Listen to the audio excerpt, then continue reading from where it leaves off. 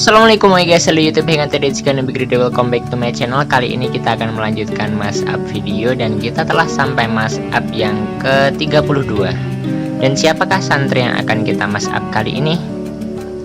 Oke, just let's see.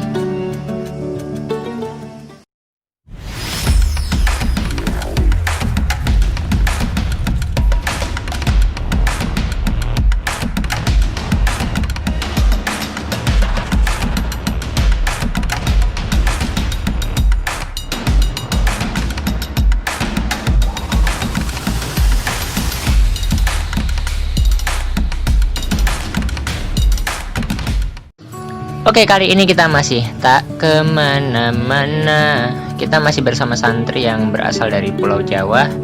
Dia adalah santri yang baik, kalem, terus dia juga tidak lari-lari menghindari kamera. Dan siapakah dia? Dia adalah Imron Fahrozi.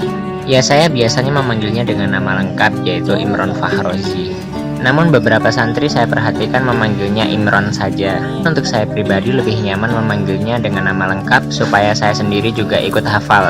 Dia adalah santri yang berasal dari Wonogiri.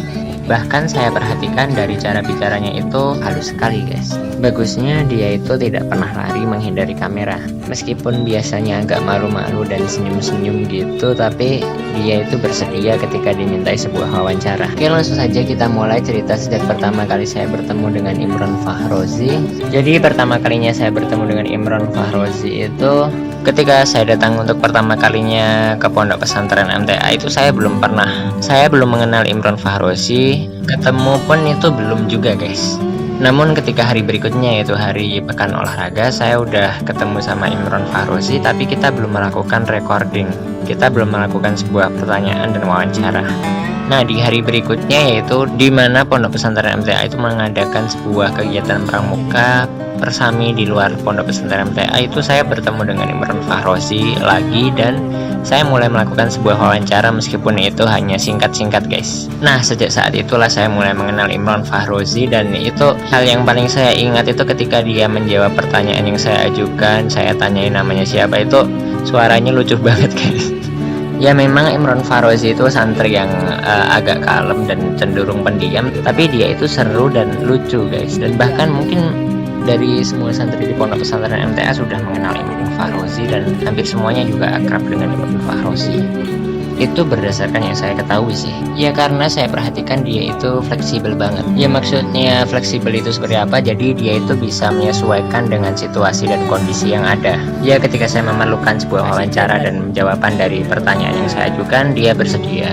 Ketika bercanda atau sekedar pembicaraan yang kurang bermanfaat, dia memilih diam. Suatu ketika mengharuskan dia harus totalitas dalam belajar, dia bisa serius dalam belajar. Ketika memang waktunya itu waktu refresh, memang waktu yang fun time bersama teman-teman, dia juga bisa bercanda dan lain-lain. Jadi Imron Fahrozi ini memang fleksibel banget. Mungkin beberapa santri yang lain memang ada yang fokus belajar, ya hanya fokus belajar terus seperti itu, tidak melakukan hal-hal yang lain. Namun tidak dengan Imron Fahrozi, dia itu juga melakukan banyak hal seperti santri pada umumnya, tapi dia juga bisa fokus belajar. Ya, jadi salah satu contoh fleksibelnya itu di situ. Oleh karena hal tersebut, Imron Fahrozi juga mendapatkan amanah sebagai anggota dari OPP MTA, Organisasi Pengurus Pondok Pesantren MTA. Bagian apa yang menjadi amanah dari Imron Fahrozi saya kurang begitu tahu, karena seingat saya jarang sekali menemui Imron Fahrozi sedang menjalankan tugas dari OPPM seperti itu di bagian apa, jadi saya kurang begitu tahu juga. Itu mungkin menjadi PR dan rahasia buat saya untuk dipecahkan nanti bila dipertemukan lagi. Ya, memang hampir semua santri itu memang fleksibel dan banyak, entah pengurus atau tidak, itu juga prestasinya juga bagus-bagus. Jadi tidak hanya di antara belajar dan menjadi pengurus, tapi juga beberapa hal yang ada pada dirinya guys. Dia itu able dalam banyak hal. Ya, karena sikapnya itu bisa menyesuaikan dengan kondisi. Ketika bercanda ya bercanda, ketika serius-serius, ketika belajar, ketika diam ya diam, seperti itu. Ya, dia adalah santri yang kalem tapi asik guys.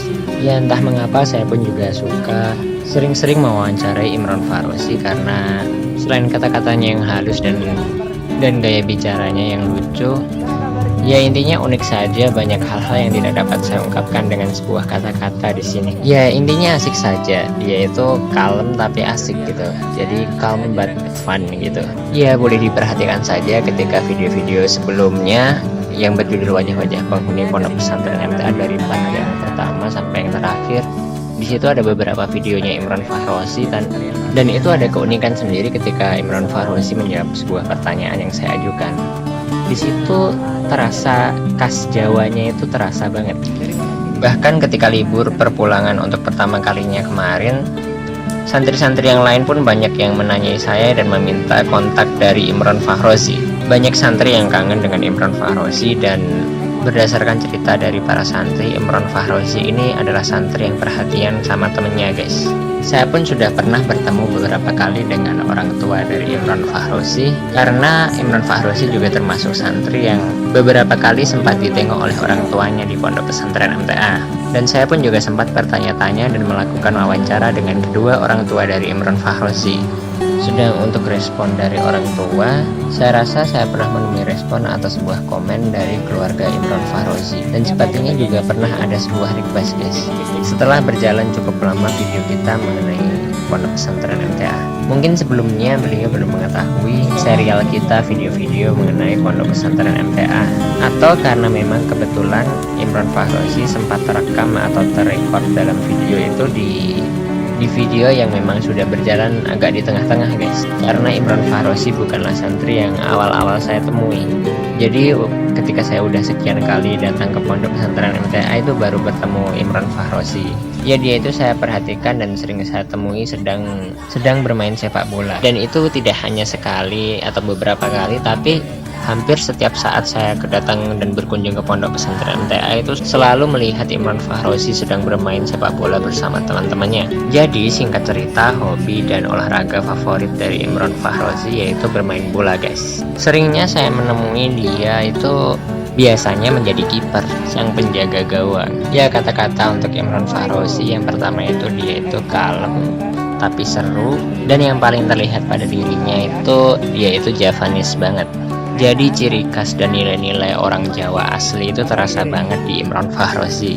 Tidak hanya dari gaya bicara tapi juga dari sikapnya guys. Pesan-pesan untuk Imron Fahrozi apabila nanti mungkin dapat melihat video ini.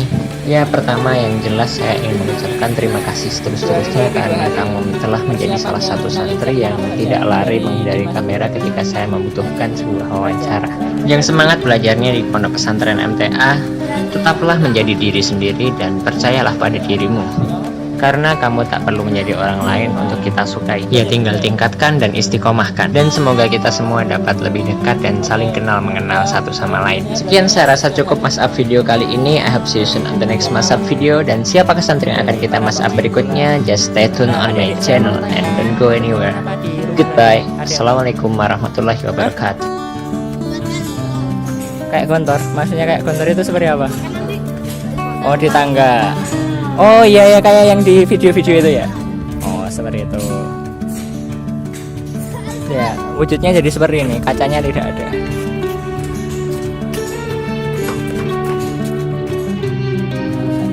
Sedang bersiap-siap menyambut tamu 9 perwakilan dari Jawa Timur. 2, kamu kuat. Hati-hati. Bentar, aku bantu bentar.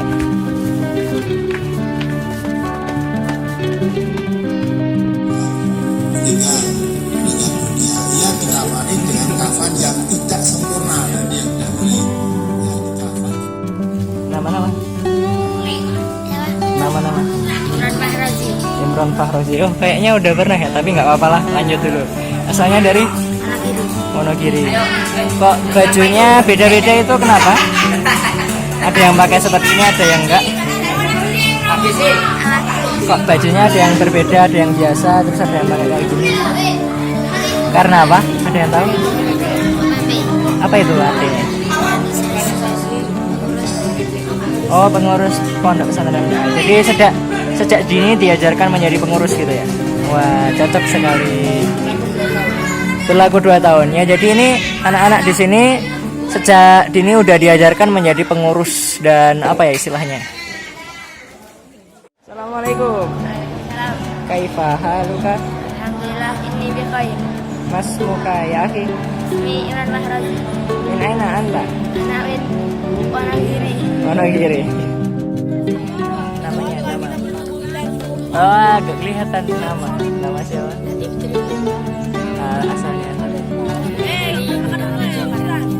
coba dekat ya. Kamu Imran Mahrazi. siapa? Imran Mahrazi. Imron Fahrozi. Asal Wonogiri. Wonogiri. Kalau yang kemarin udah Udah. Lari.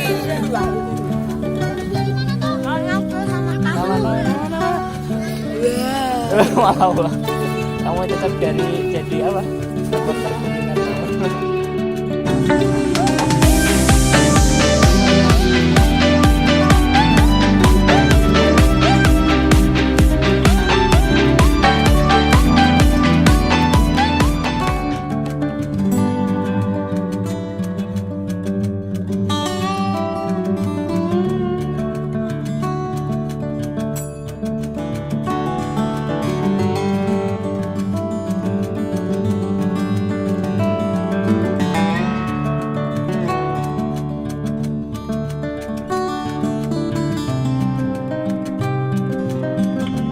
Mengingat karena masih pandemi, ternyata Pondok Pesantren MTA sedang melakukan karantina dan pembatasan skala besar bagi seluruh keluarga besar Pondok Pesantren MTA. Sejak saat itu saya lost kontak dengan semua santri. Dan tidak perlu ditanya lagi, jelas saya sangat merindukannya. Jangan salahkan ketika sosial media saya dipenuhi dengan kata-kata rindu tentang santri. Karena dengan menuliskannya, hati saya terasa lebih nyaman. Sehingga wali santri yang telah memberikan sebuah request mengetahui apa yang terjadi sebenarnya. Karena saya hanya takut mengecewakan. Kenapa saya begitu merindukannya? Jelas karena mereka itu baik dari proses pendidikan di Pondok Pesantren MTA. Mereka pun juga mengajarkan saya banyak hal. Sehingga saya ketika terjun di dunia kemajelisan dan TPA, saya pun tak sedikit juga menerapkan apa yang mereka ajarkan kepada saya. Memang kalau dilihat dari usia saya lebih tua, tapi tidak ada salahnya saya belajar dengan mereka semua. Dan bagi saya itu sebuah anugerah yang patut dipertahankan. Meskipun akhir-akhir ini saya sempat jatuh sakit dan tak sedikit yang mengkhawatirkannya, tenang, saya tidak corona. Jadi mungkin saya hanya terlalu lelah dan terlalu rindu. Jujur. Saya merindukan semuanya yang berhubungan dengan Pondok Pesantren MTA, dari ustadz-ustadznya, santri, tukang kebun, satpam,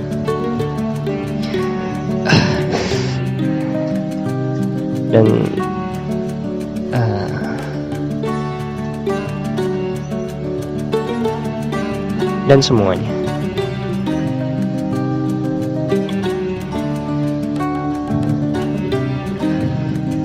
Oleh karena itu, untuk sedikit mengurangi rasa rindu saya kepada Kampung Damai, saya mencoba melanjutkan mashup video. Dan semoga ini bermanfaat buat semuanya. Dan semoga ini juga bermanfaat untuk semuanya yang sedang dilanda rindu dengan Kampung Damai.